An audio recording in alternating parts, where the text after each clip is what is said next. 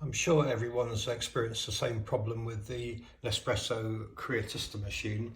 The problem being that the clean light keeps telling us that the steam one needs cleaning. This is frustrating because you follow the manufacturer's instructions and the clean light comes on more and more often as the machine grows older. After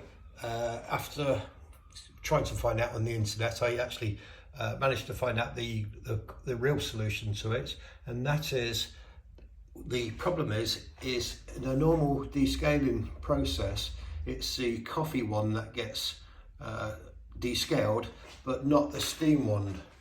So to fix this problem permanently, you need to mix up 500 ml of cleaning of descaling agent and push it through the steam wand.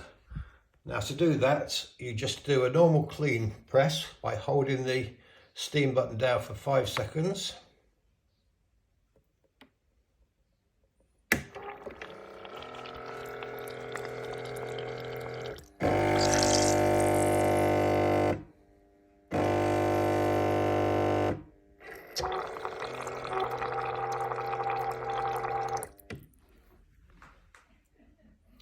And keep doing that until all the descaling liquid has gone through the steam nozzle. Just keep pressing it. I've just finished now, so all the lights have gone off. There's no more water left to be, there's no more descaling liquid to go through the machine.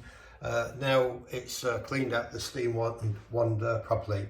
Don't forget to run some cold water through it, just clean water to clean out any remnants of the descaling liquid.